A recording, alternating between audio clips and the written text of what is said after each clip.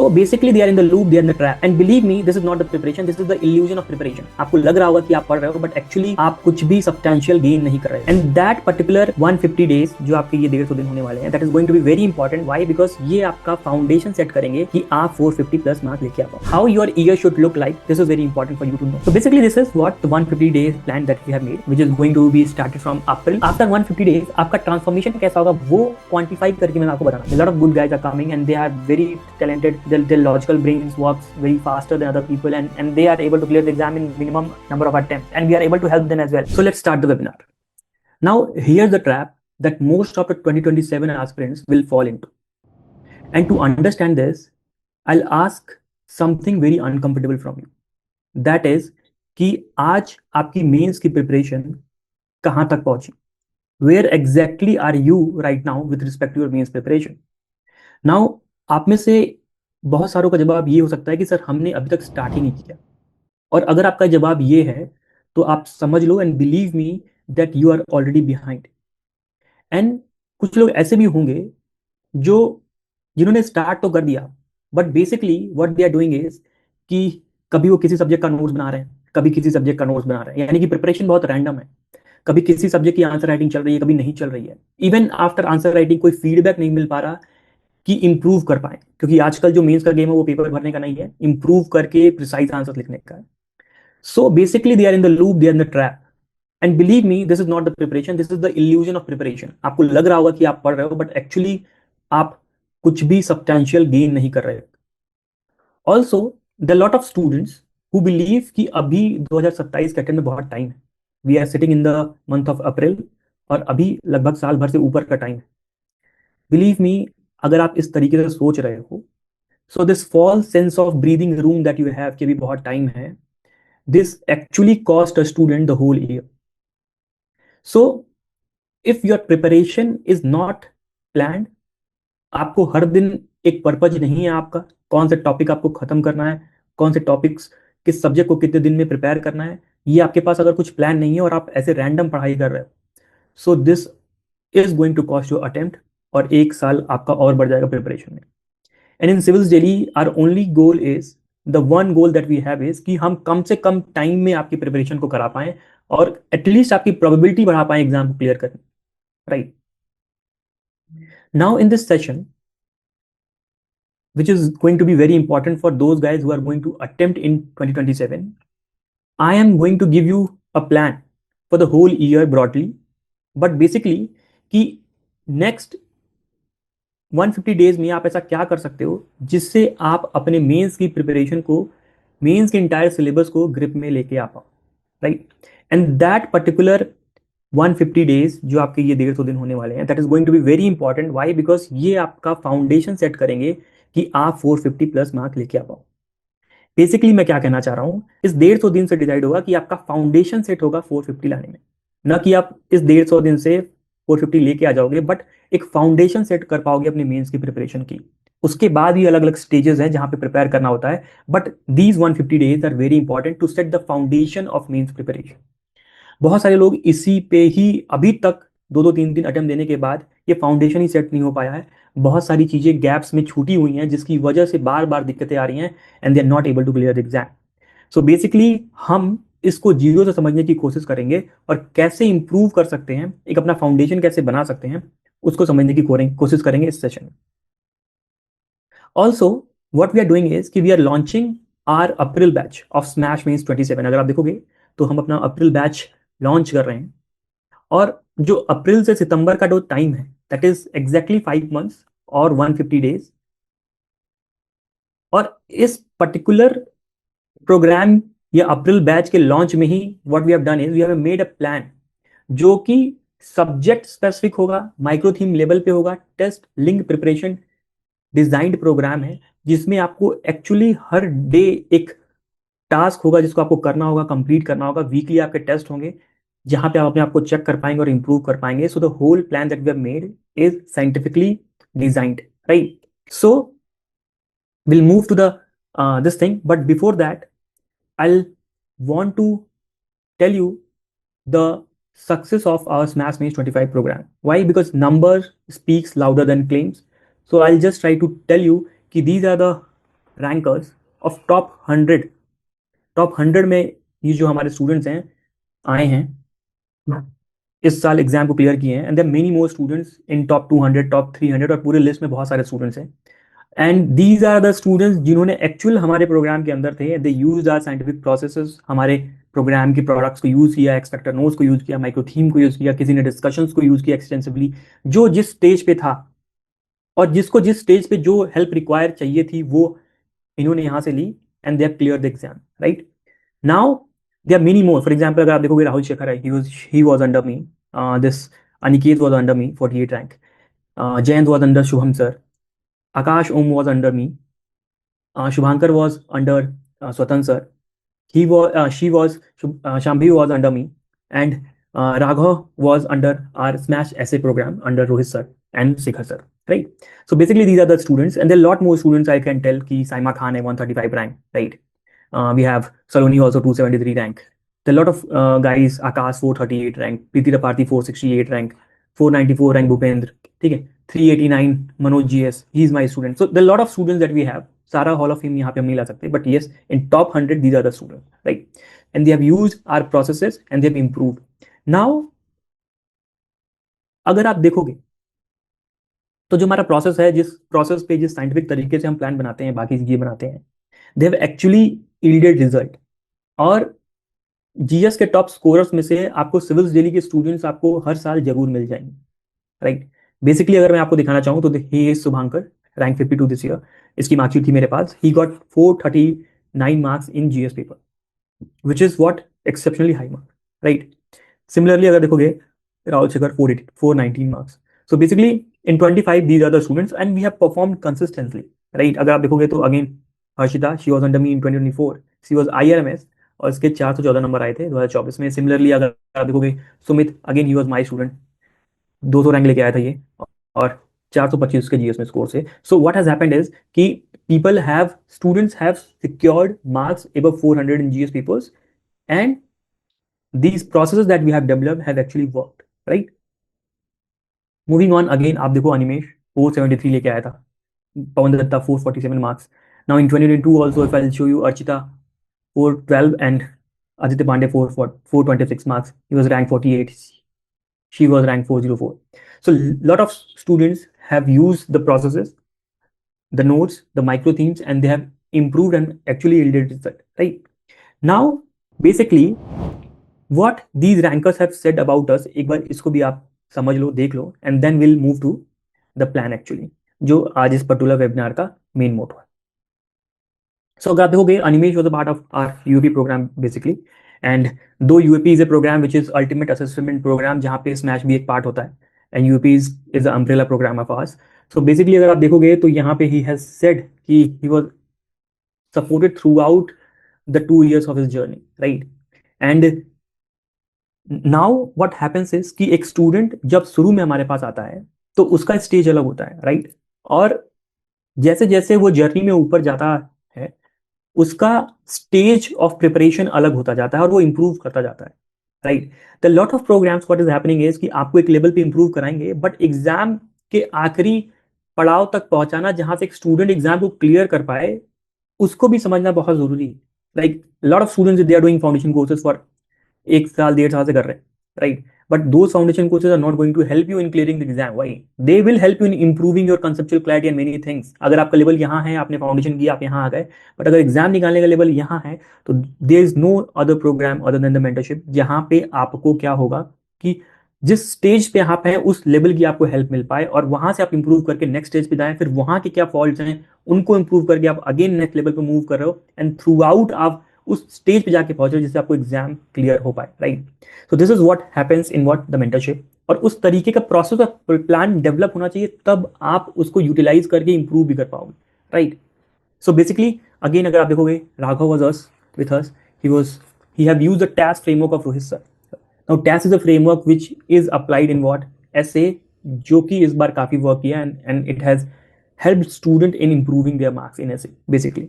Again he was also helped by Shikhar sir, अगर आप यहाँ पे देख पाओगे तो he has written all these testimonials are written by these rankers only. तो अगेन शिखर सर के साथ इसने अपनी एथिक्स की कॉपी रिव्यू कराई एंड जो भी quotation based question, case study कैसे अप्रोच करनी चाहिए, all these things he have learned. और उसके अगर आप देखोगे एथिक्स में मार्क्स 130s में, right, so which is a very high score. Now again few more rankers, उसके बाद हम आते हैं प्लान पे। Basically he is rank 75, Rahul Shekhar, जो इस साल 75 रैंक लेके आया, बट लास्ट ईयर जो इसकी रैंक थी वो 242 थी। He was my student only. And अगर आप इसका टेस्टिमोनियल पढ़ते हो ना, तो ये एग्जाम के रिजल्ट के पहले आके लिख के गया है कि irrespective of the result, I do believe that the program contributed towards fulfilling the gaps in my preparation, right?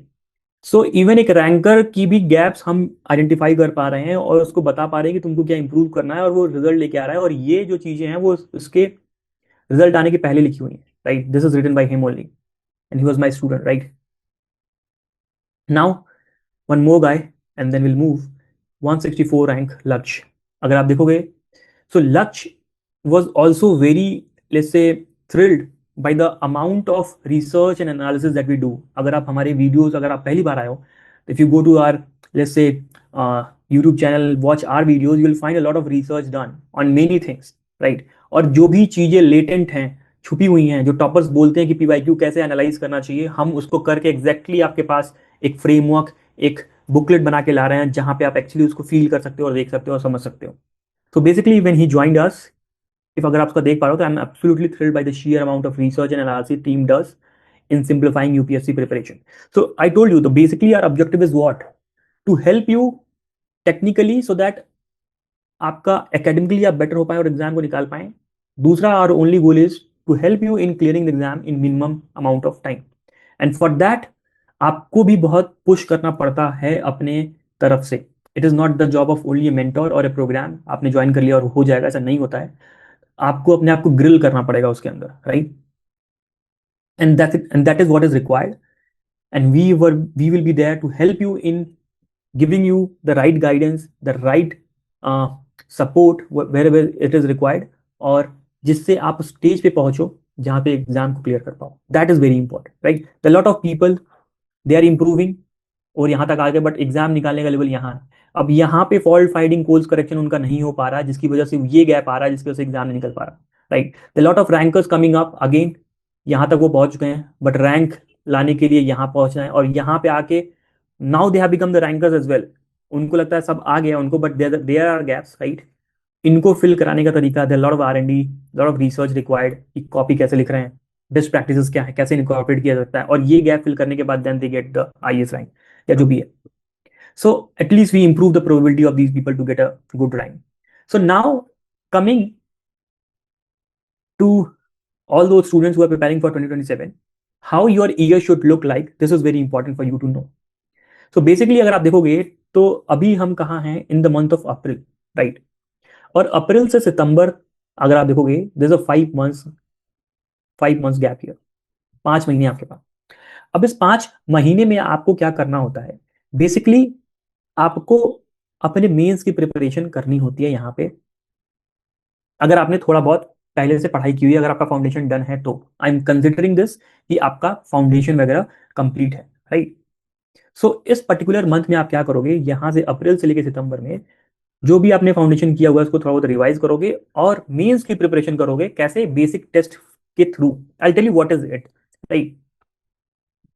तो यहाँ पे आपको क्या करना है, बेसिक टेस्ट फेज में रहना है, आपको मेंस की प्रिपरेशन करनी है, अपना फाउंडेशन बनाना है मेंस का। आपने फाउंडेशन अपने कॉन्सेप्ट्स का यूपीएससी प्रिपरेशन का बना लिया होगा, उसको रिवाइज करोगे मोटा मोटा, बट मेंस का जो बेसिक टेस्ट है, जो आपके मेंस की फाउंडेशन जो है बनाता है, वो आपको करना है between these months, right. So अप्रैल से सितंबर तक आपको टास्क मिलेगा। Now there will be few weeks for buffer, ताकि आप there will be some people जो कि इनको टाइम लगेगा, कुछ बैकलॉग्स होगा, they can cover that.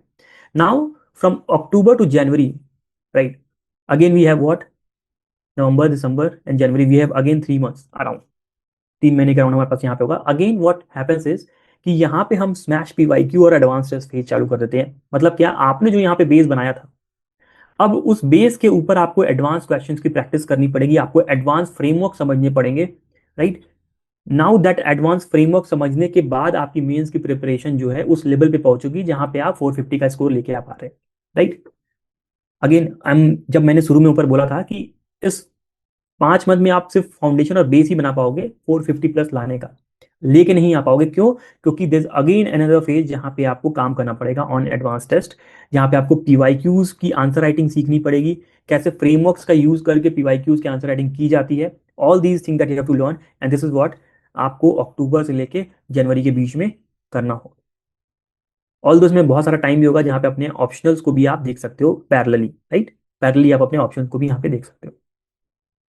Now after January what happens is, जनवरी के बाद या देयर लॉट ऑफ पीपल जो फर्स्ट जनवरी से ही शिफ्ट हो जाते हैं प्रीलिम्स की तरफ। Now you have to shift towards the prelims mode. अब यहाँ पे आप टोटली प्रीलिम्स की तरफ शिफ्ट हो जाओगे जनवरी से लेके मई। और अगर आपने ये टाइम वेस्ट कर दिया, अगर आप इस टाइम पे अगर आपने मेंस की प्रिपरेशन नहीं की, तो क्या होगा कि आपका मेंस छूट जाएगा। भले आप प्रीलिम्स भी निकाल लो, बिना मेंस निकाले तो एग्जाम नहीं निकलेगा मोटा मोटा, right? So this is what your prelims phase. Again, what will happen is you will come to the final phase of means preparation. That is what आप यहाँ पे हमारे साथ जो भी यहाँ बनाए हुए होते हो, जो भी यहाँ पे तैयारी होती है, इसको लेके आते हो, यहाँ पे चीज़ों को रिवाइज करते हो, फुल लेंथ टेस्ट देते हो, कुछ नई चीज़ें और सीखते हो, और अब यहाँ पे आप प्रिपेयर हो जाते हो फाइनल एग्जाम मेंस का देने के लिए, right? And when you clear the mains examination again you go to the interview preparation phase. So this is what your year should look like. कि इफ यू आर समवन जिसने कुछ कुछ थोड़ी बहुत पढ़ाई कर रखी है, बहुत सारे सब्जेक्ट्स के थ्रू गो थ्रू हो चुका है, then he should start revising his foundation things and start basic test phase of mains preparation, यहाँ पे फाउंडेशन ऑफ मेंस प्रिपरेशन हम सेट कर पाए, राइट? नाउ अगर आप देखोगे तो इस पर्टिकुलर फेज के लिए we have a plan called 150 days plan, जिसके बारे में हम आज डिटेल में बात करने वाले, बेसिकली हम यहाँ बात करने वाले। इसके बाद क्या होता है, हमारे पास एक 75 डेज प्लान भी आता है जो कि इस फेज में होता है, राइट? अगेन दो स्टूडेंट जो हमारे साथ यहाँ पे जुड़े हुए हैं वो यहाँ पे आएंगे, तो again what will do is एक 75 डे प्लान के थ्रू अगेन हम उनको क्या करेंगे, एडवांस टेस्ट फेज के थ्रू लेके जाएंगे, राइट? एंड देन अगेन यहाँ पे हम फिर से एक 50 डेज प्लान बनाते हैं यहाँ पे, ताकि ये जो चीजें स्टूडेंट ने की हुई हैं हम उनको इजिली रिवाइज करा पाए, और जो है फुल लेंथ टेस्ट देके उनके मार्क्स ऑप्टिमाइजेशन और टाइम मैनेजमेंट को ठीक करा पाए, और वो फाइनल एग्जाम जाके यहाँ पे दे, right? So this is how your year should look like, ठीक? यहाँ से लेके पूरा यहाँ तक नेक्स्ट ईयर का अगस्त ऐसा दिखना चाहिए। 1-2 मंथ, सॉरी 15 डेज या 1 मंथ मैक्सिमम आपका इधर उधर हो सकता है, बट अगर आपने 2 महीने या 3 महीने इधर उधर कर दिया तो आपका पूरा प्रिपरेशन जो है डीरेल हो जाएगा। और अगर आपको एक अटेम्प्ट में क्लियर करना है, you have to follow this timeline, right? अगर आप एक ऐसे स्टूडेंट हो जो कि अभी फाउंडेशन ही स्टार्ट कर रहा है, राइट, तब आपको अपने आप को यहाँ से लेके यहाँ तक में फाउंडेशन भी करना है और मेंस की प्रिपरेशन के नुआंसेस भी सीखने हैं, यानी कि आपके ऊपर प्रेशर ज़्यादा रहेगा, and you have to work hard for that if you want to clear the exam in one go. There lot of people who have cleared it, there is different programme we have for that, that is UAP program, but today here we are talking about the Smash Means program where we consider कि आपको कुछ कुछ foundation तो already आता है, right? इतनी बात आपको समझ में आएगी, then I'll move to the program.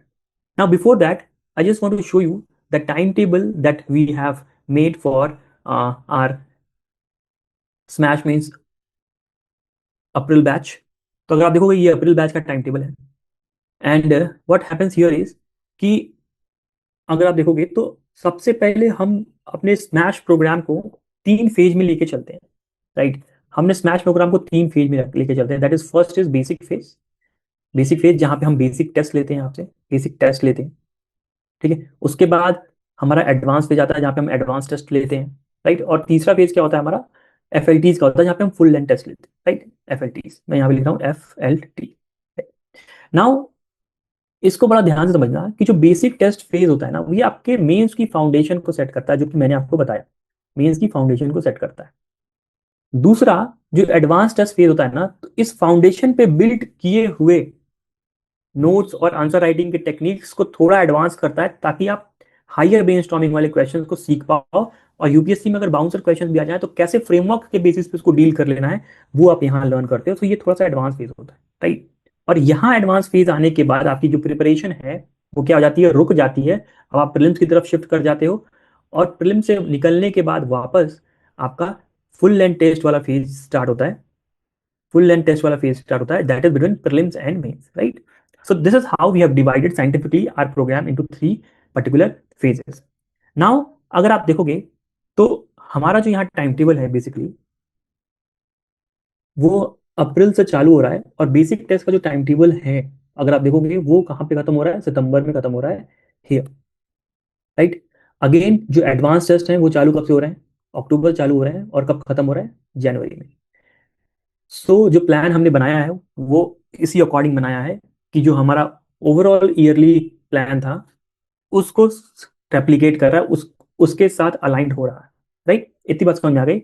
तो अब हम आगे बढ़ेंगे और ये समझने की कोशिश करेंगे कि हम कैसे इस पर्टिकुलर 5 मंथ्स को ऐसे यूटिलाइज करें कि हमारा मेंस का फाउंडेशन बन जाए, ठीक है। Now let's understand with that plan कि कैसे हमें मूव करना है। So basically, this is what the 150 day plan that we have made, which is going to be started from April 19th of April, जो कि हमारा बैच लॉन्च हो रहा है उस टाइम पे, और ये सितंबर तक चलेगा बेसिक टेस्ट का प्लान, राइट। सो बेसिकली आपको क्या हेल्प करेगा ये कि इस पर्टिकुलर फेज को आप कैसे यूटिलाइज कर सकते हो, that is very important for you कि आप इस पर्टिकुलर फेज को कैसे यूटिलाइज कर रहे हो। अगर आप इसको इस विंडो को अगर आप गवा दोगे या मिस यूटिलाइज कर दोगे, अल्टीमेटली आपका बेस बाद में नहीं बन पाएगा, ठीक है। So now coming to this, what we have done is, first of all what we have done is कि this particular 150 day plan is what, ये आपको हेल्प करता है कि आप मेंस का जो इंटायर सिलेबस है उस पे ग्रिप बना बेसिकली। नाउ लेट्स अंडरस्टैंड कि इस प्रोग्राम में आखिर है क्या, that also you will learn. सबसे पहले हमने क्या किया कि हमने सब्जेक्ट को स्पेसिफिक नंबर ऑफ डेज में बांट दिया, राइट। और ये जो नंबर ऑफ डेज है वो रैंडम नहीं है, क्यों? क्योंकि हमने सबसे पहले कंसिडर किया क्या, माइक्रो थीम, कि कितनी माइक्रो थीम्स है और उनको प्रिपरेशन में कितना टाइम लगेगा। Based on that we divided that into number of days, right. Now they are certain subjects जो कि बड़े होते हैं। फॉर एग्जांपल अगर आप देखोगे पॉलिटी एक बड़ा सब्जेक्ट है, ज्योग्राफी एक बड़ा सब्जेक्ट है, तो इनको आप एक बार में 18 दिन दे के अगर मैं आपको पढ़ने के बोलूं, हो सकता है कि आप 5वें दिन या 10वें दिन जो है प्रिपरेशन से डीरेल हो जाओ। आपको टेस्ट करने के लिए कुछ नहीं है कि 10 दिन में ये इसने क्या पढ़ा, राइट। तो जितने भी बड़े सब्जेक्ट है ना, we have divided them again. For example अगर आप देखोगे तो पॉलिटी को हमने 2 पार्ट में डिवाइड किया, राइट। अगर देखोगे पॉलिटी का टेस्ट 1, पॉलिटी का टेस्ट 2। नाउ व्हाट, कि पॉलिटी की जो सिलेबस की 8 लाइन है अगर जीएस पेपर 2 में, तो 4 लाइनें यहाँ आ रही हैं, 4 लाइनें यहाँ आ रही हैं। इन 4 लाइनों से जो भी माइक्रो थीम्स है वो यहाँ दिखे गए हुए हैं। इन पे ही आपको, इनको पढ़ने के बाद आपको सबसे पहला टेस्ट देना पड़ेगा, दैट इज दिस टेस्ट। और दूसरा जो पॉलिटी का सिलेबस, दूसरा जो टेस्ट है पॉलिटी का, उसकी जो सिलेबस की लाइन है, उनकी जो माइक्रो थीम्स है, इनको पढ़ने के बाद आपको ये टेस्ट देना है। सो दैट कि आप लगभग 8 से 10 दिन के अंदर में एक टेस्ट दे रहे हो और अपने प्रिपरेशन का फीडबैक ले रहे हो, right. That is very important. अगर मैं आपको 18 दिन या ये कह दूं कि GS1 को आपको 30 दिन में प्रिपेयर करना है, और प्रिपेयर करने के बाद मैं आपको एक फुल लेंथ टेस्ट दे दूं कि आप जो है फुल लेंथ टेस्ट लिख के एक नंबर ले आना, तो that will be very difficult for you, right. If we are not micro targeting the syllabus, अगर हम सिलेबस का माइक्रो टारगेटिंग नहीं कर रहे हैं फाउंडेशन फेज में, तो बहुत सारे गैप्स रह जाते हैं प्रिपरेशन में। और गैप रहने जब रह जाते हैं तो क्या होता है, जनरली आप जब आप फुल लेंथ लिख रहे होते हैं आपके स्कोर बढ़ नहीं होते, आप एक स्कोर पे आके स्टक हो जाते हैं और आपको गैप भी पता नहीं चल पा रहा होता। तो for that we have to see again with that optics की गैप कहाँ है। So basically what we have done in this particular 150 days is कि हमने माइक्रो टारगेटिंग ऑफ सिलेबस किया है, और हर एक माइक्रो टारगेटिंग हम सिलेबस करने के बाद सब्जेक्ट को कितने पार्ट में डिवाइड करना है वो किया है। हर एक पार्ट की कौन कौन सी माइक्रो थीम्स हैं उनमें उनको डिवाइड किया है, प्लस उन माइक्रो थीम को कवर करने में कितना टाइम लगेगा वो किया है। तो इस लेवल ऑफ प्रिसीजन पे जाके we have made the plan. Now suppose if you have to give the test 1 of polity, let's say you have to start with test 1, right. तो आपके पास यहाँ पे एक एक्शनेबल प्लान है कि आपको टेस्ट 1 देना है, जो कि 10 दिन बाद होगा आपको, यानी कि you have to attempt the basic test 1, जो कि 10 दिन बाद होने वाला है। 4 लाइनें सिलेबस की हैं, यानी कि these are the syllabus line आपको प्रिपेयर करनी है, और इसके अंदर आपको क्या प्रिपेयर करना है, ये सारी माइक्रो थीम्स प्रिपेयर करना है, राइट। तो इस 10 दिन को कैसे यूटिलाइज करना है, for example it will take 3 days for you to prepare these things, right. ठीक है। अब 3 दिन के अंदर कैसे क्या प्रिपेयर करना है वो आपको सब्जेक्टिव जजमेंट खुद में लेना पड़ेगा, ठीक है। वो आपको सब्जेक्टिव जजमेंट खुद में लेना पड़ेगा, वो आप मेंटर से बात करके समझ सकते हो कि सर मुझे कितना टाइम क्या लगना चाहिए बेसिकली। बट हर एक सब्जेक्ट का अगर आप देखो, हर एक माइक्रो थीम के सामने नंबर ऑफ क्वेश्चन भी दिए हैं, तो आपको समझ में ये भी आ जाएगा कि कितनी बार इस क्वेश्चन को पूछा गया है और कितना मुझे टाइम इसको देना चाहिए। सो बेसिकली फंडामेंटल राइट्स अगर आप देखोगे तो अपने आप में एक बहुत बड़ा टॉपिक है जिसको हमने ऑलरेडी 2 दिन दिया हुआ है। तो ये जो प्लान हमने बनाया हुआ है बहुत साइंटिफिकली बनाया हुआ है, नंबर ऑफ डेज भी हमने बहुत साइंटिफिकली डिवाइड किए हुए हैं। कोई एक स्टूडेंट हो सकता है कि उसको कम ग्रैप्स हो रहा हो शुरुआत में, तो वो +-2 डेज लेके चल सकता है, 10 +-2 डेज लेके चल सकता है, बट यस, आपको कोशिश ये करनी है कि आप इस पर्टिकुलर टाइम पीरियड में इसको खत्म करें और एक टेस्ट लिख के अपनी कॉपी इवेल्युएट करें और मेंटर्स के साथ बैठ के अपनी कॉपीज की, अपनी आंसर राइटिंग के नुआंसेस को समझें, right? So this is what you have to do. And what we have done here is we have made this for what? Our whole, let's say, the whole syllabus. What we have done is basically हमने पूरे GS paper 1, 2, 3, 4 को 18 test के अंदर बांट दिया, ठीक है? And these 18 test are what? Are basic test, ठीक? अब इस बेसिक टेस्ट को हमने क्या किया, इस बेसिक टेस्ट का प्लान जो है टेस्ट के अकॉर्डिंग लिंक कर दिया। फॉर एग्जाम्पल अगर आप देखोगे यहाँ पे, तो हमने वही किया हुआ है यहाँ पे similarly. Now again if you will see here, economics को हमने 12 दिन दिया हुआ है, राइट? नाउ इकोनॉमिक्स को हमने यहाँ पे 12 दिन दिया हुआ है, if it is visible to you. और इस 12 दिन में कैसे आपको इकोनॉमिक्स के सिलेबस को खत्म करना है? थ्रू माइक्रो थीम खत्म करना है। अब इस माइक्रो थीम के नोट्स कहाँ मिलेंगे? वो आपको एक्सपेक्टर नोट्स में मिलेंगे, right? I tell you about expector notes. उन एक्सपेक्टर से नोट्स से आपको क्या करना है? अपने नोट्स बना लेना है। कितना टाइम लगना चाहिए इनको प्रिपेयर करने में? इसको प्रिपेयर करने में 3 दिन लगना चाहिए, इसको प्रिपेयर करने में 2 दिन लगना चाहिए, इसको प्रिपेयर करने में 2 दिन लगना चाहिए, अगेन इसको आप 1 दिन में प्रिपेयर कर सकते हो। तो this is how you have to go about. और आपके पास हर दिन एक पर्पज होगा, एक टास्क होगा, एक टारगेट होगा जिसको आपको कंप्लीट करना है, और हर एक 10 दिन के अंदर आपके पास एक टेस्ट होगा जिसको आपको अटेम्प्ट करना है। और ये करते करते आपके पूरे गैप्स हाईलाइट हो जाएंगे, आपके नोट्स ढंग के बन जाएंगे पूरे GS 1, 2, 3, 4 के, और आप मेंस की प्रिपरेशन में बहुत आगे आ जाएंगे देन अदर पीपल, राइट? और जब आपका बेसिक टेस्ट फेज, जब आपका foundation phase of mains preparation सही हो जाता है, तब जाके आप एडवांस टेस्ट में बैठेंगे, तब आपको एडवांस टेस्ट सॉल्व करने में भी बहुत आसानी और ईज महसूस होगा। The lot of students they join us in that particular time. What happens is कि when they see the questions, the difficulty level, they get disillusionized. उनको डर लग जाता है। Why? Because ये phase of preparation हुई नहीं होती। So if you are someone जो कि सोच रहा है कि उसको 27 में प्रिपेयर करना है, right? And this particular plan will be giving it free for the people who are here, right? Now the utilize कैसे करना है? That will be how you have to deal with the micro theme, expected and everything. That will be the part of Smash mains program. Now this is what the plan is, कि अगर आपको मैं slide के through दिखा पाऊं, late me just get a horizontal view here.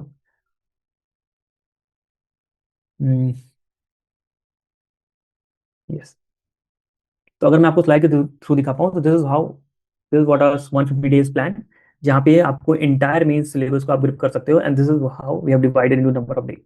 Now this is very, let's say, scientifically design plan, और इसको plan को अचीव करने में भी आपको अपने आप को पुश करना ही पड़ेगा। अगर आपको लग रहा है कि प्लान ले लेने से बस हो जाएगा, नहीं, you have to burn yourself into this, तब जाके ये 150 दिन में खत्म भी होगा। अदरवाइज आप क्या होगा कि लॉट ऑफ स्टूडेंट्स क्या होगा, मे बी 3 महीने बाद वो डीरेल हो जाएंगे, and what will happen is कि जो 2 महीने में जो 2 बाकी सब्जेक्ट्स कंप्लीट करने थे वो नहीं होंगे, और वो गैप रह जाएगा आपका हमेशा। वो हो सकता है कि आपको नेक्स्ट अटेम्प्ट में जो है क्या करना पड़े, वापस से पढ़ना पड़े। And this is how it takes people lot of attempts to clear the exam. Why? Because the gap remains.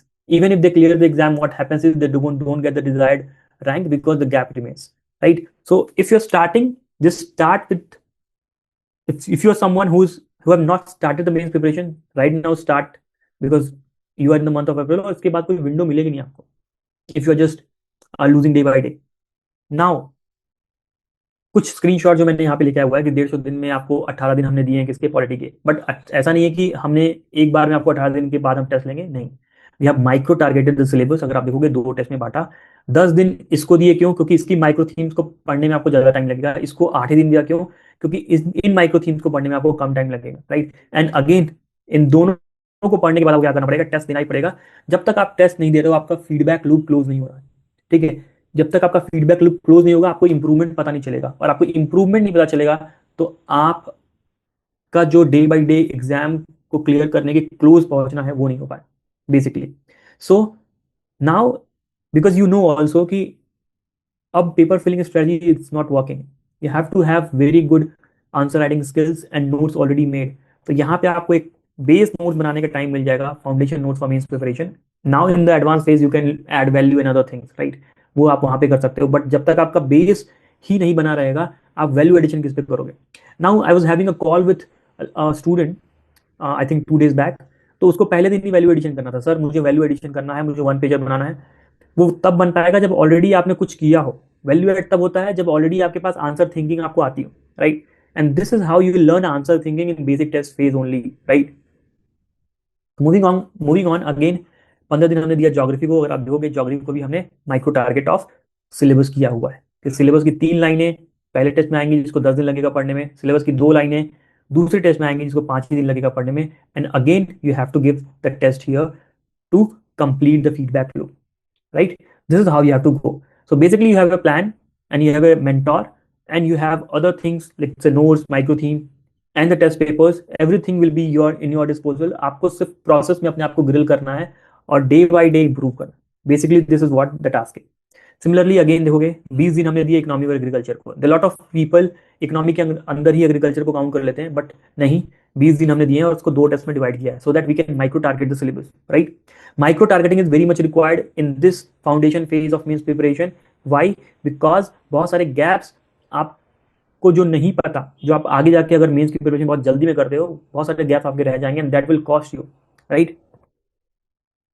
Now moving on, तो after 150 days what will achieve, मैंने आपको ऑलरेडी बताया हुआ है कि आपकी मेंस का जो सिलेबस है वो पूरा कवर हो जाएगा। The lot of students rankers जैसे कि हमने मेंस की पूरी सिलेबस के कीवर्ड्स पे नोट्स बनाए थे, पीवाईक्यूज के नोट्स बनाए थे, तो वो all these things will be done और आप इससे आगे बढ़ जाओगे। सिमिलरली माइक्रो थीमेटिक का आपके नोट्स स्क्रिप्ट्स बन जाएंगे। बेसिकली माइक्रो थीमेटिक नोट्स का मतलब क्या होता है कि कोई भी आपका गैप एरिया छूटेगा नहीं। बेसिकली क्या होता है कि syllabus has lot of broad things, ठीक है, और PYQs is very precise. So syllabus को पीवाईक्यूज के लेंस के थ्रू जब आप देखते हो ना, तो you arrive at certain themes which are very repeated, ठीक है, and they are favourites of UPSC. और यूपीएससी उस पे हर साल नहीं तो अल्टरनेट ईयर्स या अल्टरनेट ईयर सवाल पूछता ही पूछता है। सो किसी भी कॉम्पिटेटिव एग्जाम को अगर प्रिपेयर करना है ना आपको, तो वो प्रिडिक्टेबल एस्पेक्ट्स आपको जरूर प्रिपेयर करने होते हैं जो बार बार आ रहे हैं। कोई भी कॉम्पिटिशन की तैयारी अनप्रिडिक्टेबल एस्पेक्ट्स पे नहीं होती है, राइट? लेट्स से जो चीज मुझे नहीं पता आ सकती है या नहीं आ सकती, पहले मैं उसको पढ़ूंगा या मैं वो सारी चीजें पढ़ लूं जो डेफिनेटली आ सकती है और हर दूसरे साल या तीसरे साल आ रही है। This is how and that is what the micro theme is, कि आपको सबसे पहले ये तैयारी करनी है। तो ये आपके हो जाएगा, प्रैक्टिस हो जाएगी आपकी, सब्जेक्ट स्पेसिफिक नुआंस आपको समझ में आ जाएंगे। क्यों? क्योंकि हमने माइक्रो टारगेटिंग ऑफ सिलेबस किया है, सब्जेक्ट स्पेसिफिक में जाके हमने माइक्रो टारगेट किया है। और क्योंकि आपने आंसर राइटिंग की होगी तो आपको intro, conclusion on major topics, ये सारी चीजें आपके प्रिपेयर होके आपके नोट्स में आ जाएंगे, readymade intro and conclusion, so that you can easily go for the advance test, right? Advance test में कुछ ऐसा टॉपिक आ गया जिसके पास आपके पास इंट्रो ही नहीं, बट बेसिक फेज में अगर आपने किया होगा ये सारी चीजें, you will be able to write at least the introduction conclusion in advance test, right? So this is what you will get, let's say, achieve after 150 days. Now after 150 days आपका transformation कैसा होगा वो क्वांटिफाई करके मैं आपको बताना चाहता हूँ कि उसको समझ लेते हैं कि 150 डेज में ये प्लान है, ये हमें अचीव करना है, जिससे हमारा मेंस का प्रिपरेशन ऐसा हो जाएगा। कॉपी के लेवल पे आप क्या ट्रांसफॉर्मेशन आ सकता है मैं आपको वो दिखाता हूँ। सो बेसिकली मेंस की प्रिपरेशन में जब हम आंसर लिखते हैं तो हमको अपने आंसर का स्ट्रक्चर सही करना होता है, कंटेंट सही करना होता है और प्रेजेंटेशन सही करना होता है। अगर आपने इन 3 चीजों पे काम कर लिया अपनी कॉपी के, तो आप मेंस के निकालने के बहुत करीब पहुंच जाएंगे। कंटेंट नोट से आना चाहिए जो कि आप नोट बनाओगे, स्ट्रक्चर आंसर के डिमांड को समझने में आना चाहिए, क्वेश्चन की डिमांड को समझने में आना चाहिए, और प्रेजेंटेशन कॉपी का ओवरऑल वर्टिकल व्यू अगर अच्छा हो, आप प्रेजेंट कर पा रहे हो, जो कि इवैल्यूएटर्स के लिए बहुत आसान है पढ़ना, तो वो आपके लिए एक प्लस पॉइंट है, उससे आपको नंबर आएगा। सो बेसिकली अगर आप देखोगे स्ट्रक्चरल ट्रांसफॉर्मेशन क्या आ सकता है कि someone who is not able to understand the demand of the question, या आप अगर आप इस कॉपी को देखो फेस वैल्यू पे, इस कॉपी को अगर आप फेस वैल्यू पे देखो, आपको कहीं नहीं पता चलेगा कि इंट्रोडक्शन कहाँ स्टार्ट हो रहा है, बॉडी कहाँ स्टार्ट हो रही है, कंक्लूजन कैसे हो रहा है, बॉडी में अलग अलग डिमांड्स अलग अलग डिमार्केटेड नहीं है। वहीं अगर आप इसकी कॉपी देखोगे तो यहाँ पता चल रहा है कि ओके इंट्रोडक्शन यहाँ लिखा हुआ है, पहली डिमांड ये है जिसके अंदर 5-6 पॉइंट लिखे हुए हैं, दूसरी डिमांड ये है जिसके अंदर 5-7 पॉइंट लिखे हुए हैं, देन कंक्लूजन है। This level of demand identification you will achieve at structural level, right? इसको देखो फेस वैल्यू पे और इसको देखो फेस वैल्यू पे, कौन सा बेटर लग रहा है आपको, आपको खुद देखने के बाद समझ में आ जाएगा, right? This is more better, ठीक है? Now moving on, content level पे कैसे ट्रांसफॉर्मेशन आएगा। दो मैंने आपको बोला कि 150 डेज में आप अपने मेंस के कंटेंट को बना पाओगे, नोट मेकिंग कर पाओगे ढंग से। तो समवन जिसको कंटेंट याद नहीं होता है, या कंटेंट रिकॉल नहीं कर पाता है क्वेश्चन देखने के बाद, अगर आप देख रहे होगे इस पर्टिकुलर आंसर में एक स्टूडेंट की कंटेंट की क्या है, कमी है, is not able to generate pointers, even जो ये लिख भी रहा है, I don't have to read, you just have to see it, versus same answer अगर आप देखो और यहाँ देखो कि इस पर्टिकुलर स्टूडेंट का कंटेंट, तो इस तरीके की कंटेंट लिखने के लिए तैयारी करनी पड़ती है। ऐसा नहीं होगा कि इस स्टूडेंट को अचानक से याद आ गया होगा और इसने जो है पॉइंटर्स ऐसे बनाया, उसके एग्जाम्पल्स डालना शुरू कर दिया, वो याद के बेसिस पे, आप रिकॉल के बेसिस पे नहीं रख सकते जब तक आपने पहले से कंटेंट बनाया नहीं होगा, ये कंटेंट ऐसे कॉपी में आ नहीं सकता, ठीक है। और ये है इनिशियल फेज और ये है आपका transformation after what the 150 days, अगर आपने ढंग से कर लिया तो at content level this is the transformation you are going to see. thirdly, presentation level पे what will tell you what are the best practices of presentation, so from where एक student जिसने, अगर आप देखो यहाँ पे, अगर मैं आपको दिखा पाऊँ, एक स्टूडेंट जो बहुत लीनियर वे में कॉपी लिख रहा है, इंट्रोडक्शन लिखा, डिमांड वन के पॉइंट्स, डिमांड टू के पॉइंट्स, कंक्लूजन, इसका भी स्ट्रक्चर ठीक ही है, कंटेंट भी आ ही रहा है कॉपी में pointers wise, but someone who can write like this the same answer with better presentation, again he is going to score better mark. So structure, content और presentation के लेवल पे these are the transformation that you will see in your copy, and based on these transformation you will be able to let's say attempt the advance test और FLT, ठीक है। तो फिर से मैं आपको दिखा दूं, this is what the transformation, structure level पे ट्रांसफॉर्मेशन होगा आपका, कंटेंट लेवल पे आपका ट्रांसफॉर्मेशन होगा और प्रेजेंटेशन लेवल पे ट्रांसफॉर्मेशन होगा। This is how you will be improving. Now since you have understood the plan now and you have also seen the transformation, how this works इसको समझने की कोशिश करते हैं, how we are able to bring up these changes in students answers, और किस तरीके से हम सक्सेस स्टोरीज डेवलप कर पा रहे हैं उसको जरा समझने की कोशिश करते हैं। ऑब्जेक्टिव हमारा क्या है? So basically I told you one objective that we have is कि we have to have very much into the process and details, ताकि हम स्टूडेंट का जो गैप है या जो जैसे एग्जाम निकालने का जो साइकिल है वो हम कम कर पाए, और बेसिकली जॉब इज कि हम कम से कम साइकिल में उसको एग्जाम क्लियर करवाएं और इससे उसको कम से कम उसकी प्रोबेबिलिटी तो बढ़ाई दें एग्जाम निकालने, right. Now how the smash ecosystem works, ये समझना बहुत जरूरी है, तभी आपको ट्रस्ट भी आएगा कि ये actually is going to help you. So basically the smash means the ecosystem, ठीक है, we have designed it in a way as it is a ecosystem. Earlier we used to work with only rankers, की जहां पे हम rankers का rank improvement करा रहे होते थे। Now we felt the need that, let's say, people who are the first timer, they also need it, and someone who can clear the exam for the, let's say, हमारे साथ रह के शुरू से आए और एग्जाम को क्लियर करके जाए, that success story is definitely good, like Animesh, right? So now we have developed into an ecosystem where different students at different stage of preparation आते हैं इस ecosystem में, they get benefited and they clear the exam. For example, rankers also come, interview guys also comes, multiple means failure guys also come, even guys who have given multiple prelims, they also come and they clear the exam. तो ecosystem के अंदर बहुत सारी चीजें होंगी, somebody have gaps in notes तो वो x factor को यूज करेगा, somebody has poor understanding of PYQs and syllabus but उसको किसी भी तरह से वो प्रीलिम्स निकाल लेता है बट मेंस में फेल हो जाता है, सो उसके लिए माइक्रो थीम काम आई। somebody knows all बट उसको आंसर राइटिंग के टेक्निक्स नहीं काम आ रहे, तो मेंटर के साथ ज्यादा बैठेगा। सो इकोसिस्टम इज व्हाट कि किसी भी स्टूडेंट, कोई भी स्टूडेंट किसी भी स्टेज पे हो, he'll be get benefited by this particular ecosystem. And how we have made this particular ecosystem is by having two pillars. Smash means ecosystem के basically two pillars हैं. First is what the centralized system that we have. Second is what the personalized mentorship that we have. We have one centralized component, दूसरा हमारा personalized component है, ठीक है। दो component बना के रखना पड़ता है। अगर आपके पास सिर्फ एक सेंट्रल सिस्टम होगा, let's understand the having two pillars, दो पिलर क्यों है, उसका रेलेवेंस क्या है, उसको जरा समझने की कोशिश करो। कि अगर मेरे पास बस सिस्टम है और मेंटरशिप नहीं है, पर्सनल लेवल पे मैं जाके सिखा नहीं पा रहा, तो क्या हो जाएगा, वो मैकेनिकल हो जाएगा। For example the lot of test series in the market, you will see there, you will go, you join the test series, what happens is कि आपको पेपर मिल जाएगा, आप कॉपी लिखो, चेक होके आ जाएगी, ठीक है, आप फिर अगले नेक्स्ट टेस्ट के लिए प्रिपेयर करना शुरू कर दो। This is what happens. तो those test series are for what, mass preparation, कि जहां पे आप बस जाओ, अब हजारों लोग उसको ज्वाइन कर लें, no one will be benefited, right. So system रहेगा, पर्सनल कंपोनेंट नहीं रहेगा ना मेंटरशिप, तो मैकेनिकल हो जाएगा, मास के लिए हो जाएगा। और मान लो मेंटरशिप ही सिर्फ दे रहे हैं, you don't have a system in place. For example let's say तुमको कोई ऐसे भैया मिल गए जिन्होंने एग्जाम निकाला हुआ है, राइट, और वो तुमको समझा रहे हैं, तो वो अपनी जर्नी तुमसे रेप्लिकेट कराने की कोशिश करेंगे। हो सकता है कि तुम्हारी सिचुएशन और कंडीशन उनसे अलग हो, तो you won't be able to clear the exam by just following his pattern, right? Right, so there has to be a system also. नहीं तो क्या होगा, गेस वर्क पे हो जाएगा, सब मेंटर अपना अपना ही ज्ञान दे रहे होंगे और सिस्टम नहीं रहेगा कुछ, सब गेस वर्क पे काम चल चल रहा होगा, क्योंकि मैंने ऐसा किया था तो मेरा हो गया था, तो इसको भी ऐसा समझा देता हूँ, इसका भी हो जाएगा, राइट? और आप एक ब्रॉडर सक्सेस स्टोरी नहीं क्रिएट कर सकते if you don't have a system.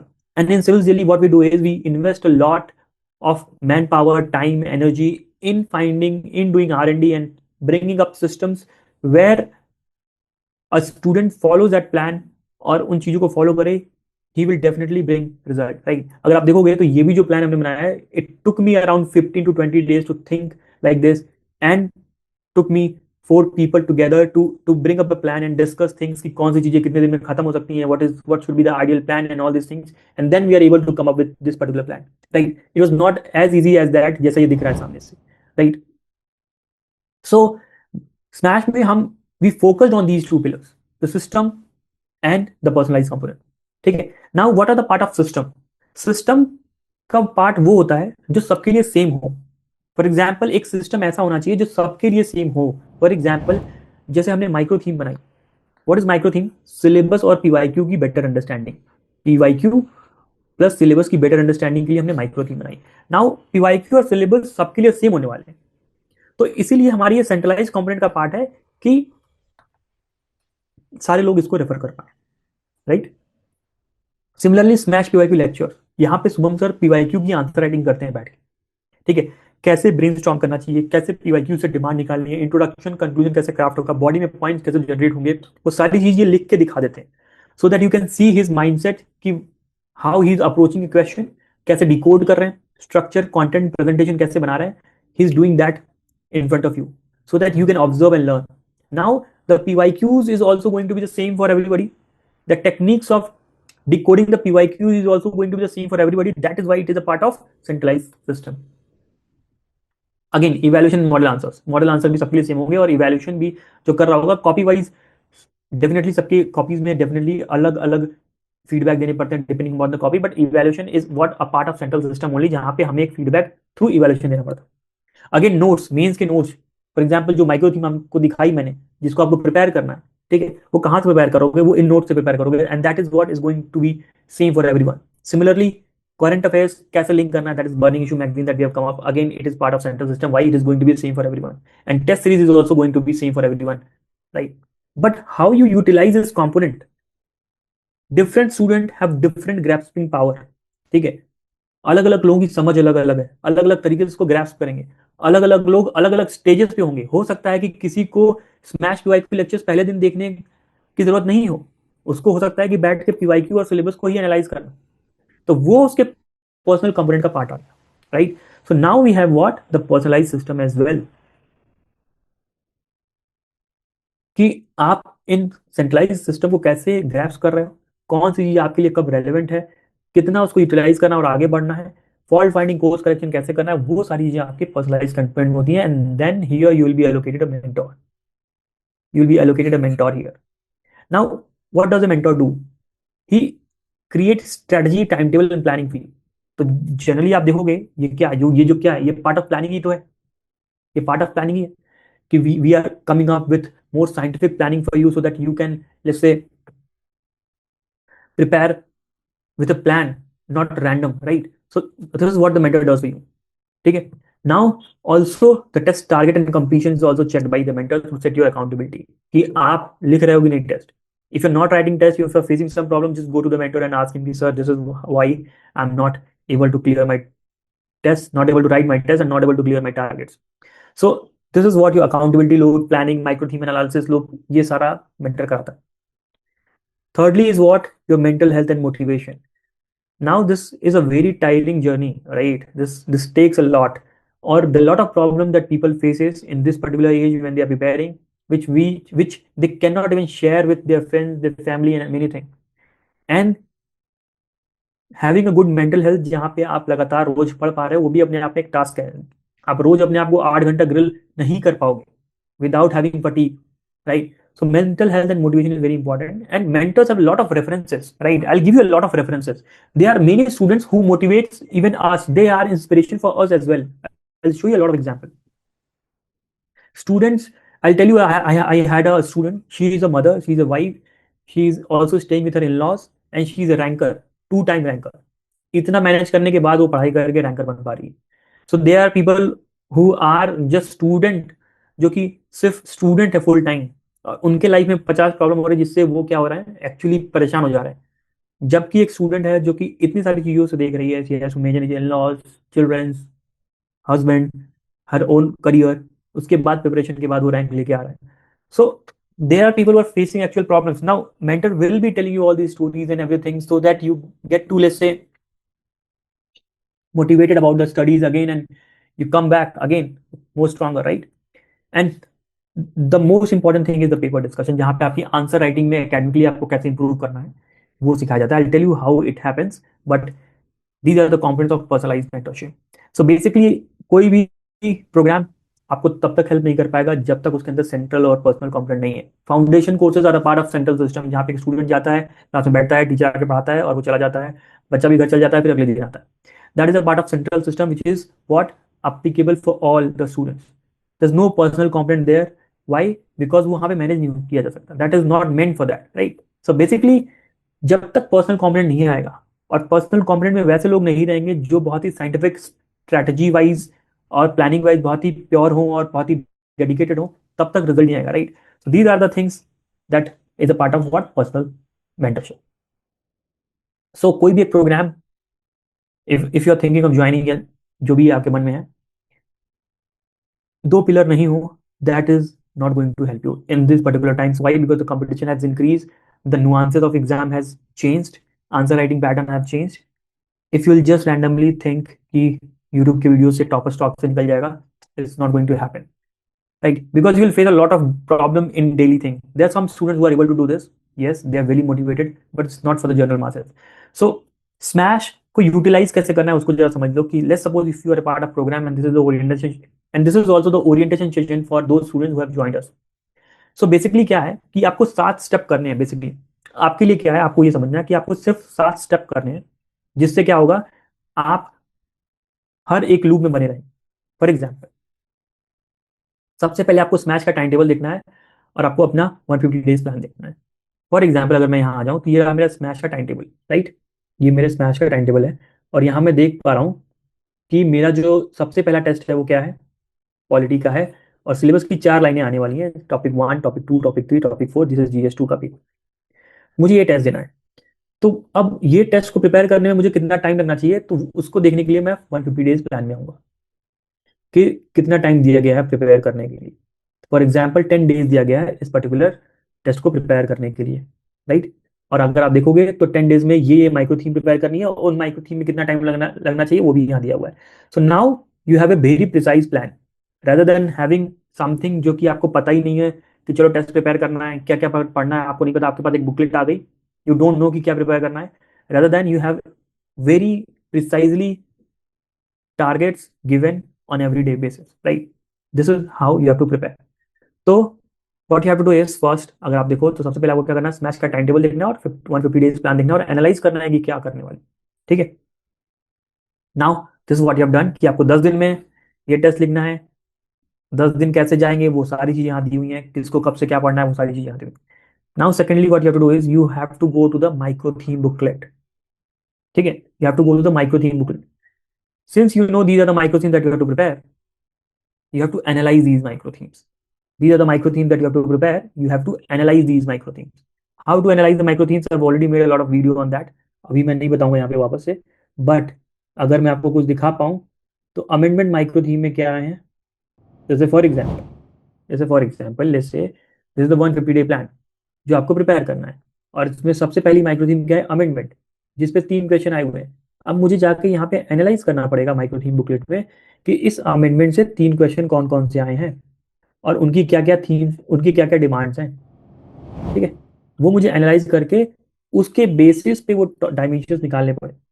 For example यहाँ पे क्या पूछ रहा है, अगर आप देखोगे what is the significance of amendment, अगर आप इसको निकालना चाहोगे, what are the limitations to the amendment, procedural limitation and substantive limitations, ठीक है, what are the types of amendments, ठीक है, अमेंडमेंट्स के लिए इंट्रो और कंक्लूजन भी चाहिए। तो ऑल दीज थिंग्स जब आप एनालाइज करोगे तो पता चल जाएगा आपको ये। और आपको अगर एनालाइज करना सीखना है, मैंने बहुत ढंग से अपने बहुत सारे वीडियोस में बताया है, आप सिविल जेली के चैनल पे जाना, मेरी वीडियोस देखना, you will get to understand. You have to analyse this, how to analyse this mentor will also tell you, right. But you have to understand कि आपको एनालाइज करके यहाँ से टॉपिक्स निकालने, डायमेंशन निकालने पड़ेंगे जो अमेंडमेंट पे आपको प्रिपेयर करने हैं, right. So basically you have understood 2 steps कि सबसे पहले क्या, मैच का टाइम टेबल 150 डे प्लान, ताकि आप अपने दिन को स्ट्रेटजाइज कर पाओ। माइक्रो थीम से आप हर एक माइक्रो थीम को एनालाइज करोगे, उसके अंदर के डायमेंशन निकालोगे, और उन डायमेंशन के नोट्स कहाँ से बनाओगे, एक्सपेक्टेड नोट्स बनाओगे, then you have to go to the expected notes, right. और पीवाईक्यूज पे आंसर राइटिंग कैसे करनी है ये आपको स्मैश पीवाईक्यू लेक्चर्स मिलेगा। सो आपका पूरा प्लान नोट्स यहाँ इन 4 स्टेप प्रोसेस से हो जा रहा है, और ये प्रोसेस आपको कब करना है, before giving the test, before you attempt the test, these are the things that you have to do. Simple time table देखा, प्लान में टाइम, दिन देखा, दिन में कौन कौन से दिन क्या क्या पढ़ना है वो आपको पता चल गया, माइक्रो थीम को कैसे एनालाइज करनी है वो पता चल गया, आपको एक्सपेक्टर के नोट्स यूज करने हैं कैसे माइक्रो थीम वाइज वो आपको मिल जाएगा। And then if you have any doubt you can also see smash PYQ lectures as well, right. Now आपको अगर स्मैश पीवाईक्यू लेक्चर्स का एक डेमो चाहिए तो you can just scan the QR code and you will get to know कि smash PYQ lectures की quality क्या होती है, कैसे आंसर राइटिंग टेक्निक सिखाई जाती है स्मैश पीवाईक्यू लेक्चर्स में, right. Just take the screenshot of this particular thing and then I'll move. Okay. Now fourth step तक आपने लिया था, fifth step is what, your test, कि आपको बेसिक टेस्ट 1 अब देना है। तो आप ये टेस्ट अटेम्प्ट करोगे, और टेस्ट अटेम्प्ट करने के बाद it is our work now, evaluation होगा, you will get the model answers, ठीक है, और पोस्ट टेस्ट डिस्कशन होगा मेंटर के साथ, ठीक है। This is what, and by these 7 steps your cycle closes. अब आपकी साइकिल क्लोज हो गई, एक आपका लूप क्लोज हो गया, यानी कि क्या, आपका जो प्रिपरेशन का जो प्लान था पॉलिटी टेस्ट 1 का, ये आपका लूप क्लोज हो जाता है after doing the 7 steps, right. Now you have to move again to the next step, यानी कि अगर आपको का पॉलिटी टेस्ट 2 का प्रिपेयर करना, again you have to follow the 7 steps, right. Again you have to follow the 7 steps, दो 7 steps only, right. So now what is mentor discussion, that is post discussion, जो कि मैंने ऊपर भी आपको दिखाया था, अगर आपको याद हो तो मैंने यहाँ पे भी बोला था कि here is what the real value unlocks. अगर मैं आपको यहाँ पे दिखा पाऊँ तो जस्ट क्लियर द स्क्रीन, अगर मैं आपको यहाँ पे दिखा पाऊँ तो here is what the real value unlocks, paper discussion में, पोस्ट टेस्ट डिस्कशन में। And again the last part of the loop closing is what mentor discussion, that is post chat discussion, how it is done and how we have helped improvement of the student, how we have done the improvement of the student, वो भी समझने की कोशिश करते हैं through lot of testimonial, right। So basically he is Rohit, he is my student, right, he has secured all India rank 607 this year, right। अगर देखोगे second attempt था, सेकंड मेंस था, एक इंटरव्यू था, IIM इंदौर का लड़का है, एक्स बेन एम्प्लॉय है, बेन में मिनिमम पैकेज अराउंड 25-25 लाख का होता है। मतलब क्या कि he was financially good, or he have left a high paying job in Dubai as well, I think 1 CR package something he has left. So these are the kind of students that are coming in the UPSC preparation. So if you're someone who is again very lethargic and understanding कि अभी तक जो है competition बहुत कम है, तो ऐसा नहीं है, a lot of good guys are coming and they are very talented, their logical brains works very faster than other people, and they are able to clear the exam in minimum number of attempts, and we are able to help them as well.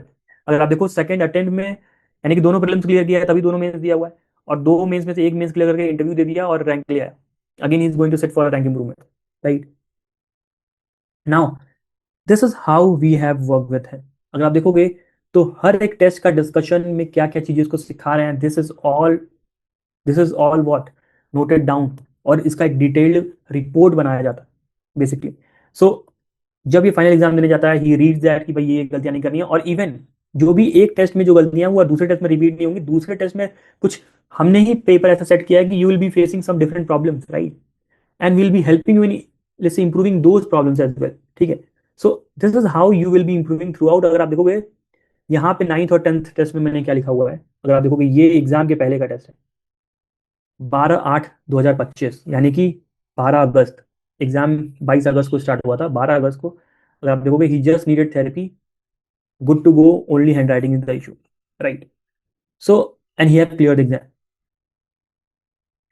This is what happens is in post test discussion. Again, Bhupendra Singh Dhakad, he had secured 495 494 rank this year. अगर आप जो भी मैंने नाम लिया rank ले रहा हूँ, आप जाके इसको चेक कर सकते हो पीडीएफ में जो आई है.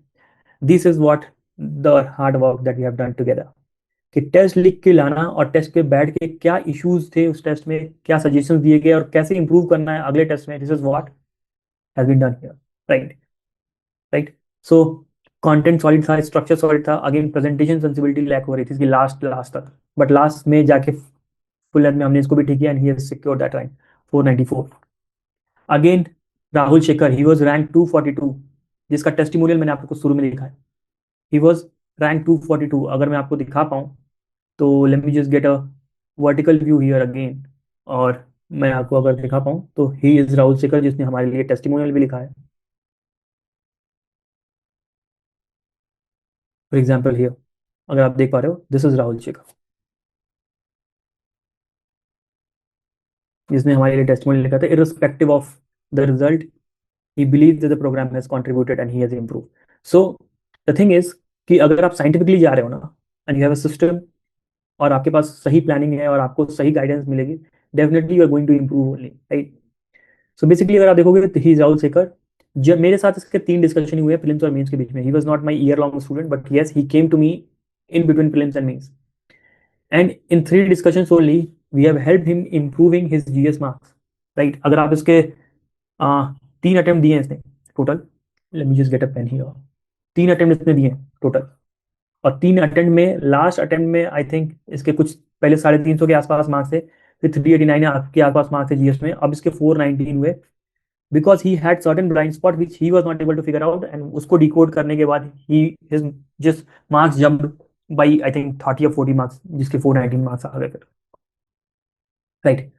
So basically the thing was what he has to learn the generate more pointers using the answer writing framework, and it worked. और काम कर गया इसके लिए. So basically अगर आपको मैं बताऊं, she is what again Saima Khan. Hello guys, am I audible or not? Is my screen visible clear to you? चलो again I talk about Saima Khan. Saima Khan 165 rank last year की थी, IRS है. She did not choose IPS. Again she has scored 135 rank. You can go and check on the PDF. We had these discussions. ये भी मेरे पास prelims और mains के बीच में आई थी. lot of rankers comes to me between prelims and mains. They get the help and they improve, right? So she is Saima Khan. Again, I'll tell you about Akash. Akash is a very different story. He's very hard worker. He has lost all the hopes. अब इसको लग रहा था कि UPSC बहुत unpredictable है. 3 बार ये interview दे चुका था. ठीक है. इसको लगा कि अब यूपीएससी में हो नहीं रहा, अब हम क्या करेंगे कि स्टेट पीसेस देते हैं. और प्रीलिम्स और मेंस के बीच में ये यूपी पीसेस दे रहा था लास्ट ईयर. अगर आपको जो लोग को पता हो कि प्रीलिम्स और मेंस के बीच में यूपी पीसेस का मेंस था, तो he came late to me and we also had 3 discussions, जहाँ पे अगर आप देखोगे तो ये सारी सजेशंस हमें दिए हुए हैं, और आप देखोगे यहाँ पे now you can't change much, so go with this only. This is the rank level, and he has secured rank 438 this year. So basically this is what I was talking about. Preeti Raparti, she is rank 468 this year. He was rank 438, ये 438 है और ये 468 है. Right, Preeti Raparti. Wife, mother, manages UPSC along with responsibilities, never give up attitude, journeys जो है इसकी एकदम solid journey है. This is what the discussions that we had. So what happens is कि सबकी जर्नी अलग है, सब किसी स्टेज ऑफ प्रिपरेशन पे हैं, सब वो खुद आइडेंटिफाई नहीं कर पा रहे. They are not able to come out and observe their own reality and let's say find the faults that can actually help them in improving, right? So basically this is what is done. So now what we are doing is we are launching our Smash Mains April batch, where we are giving you 150-day plan जहाँ पे अपने mains का foundation बना पाओगे. Yes, the plan will continue after the September as well, but अभी जो हमारा plan है, जो नेक्स्ट 5 months कैसे यूटिलाइज करना है, that is going to be here. And the batch will start from 19th of let's say April. So the registrations are open for this, and you can scan the QR code here, और आप QR code को scan करके इसकी details हमारे counsellor से ले सकते हैं. Right. So everyone prepares, but rankers they prioritize the precision where it is required, कहाँ डबल डाउन करना है. So these are the things that you have to learn, right? So this is it from my side.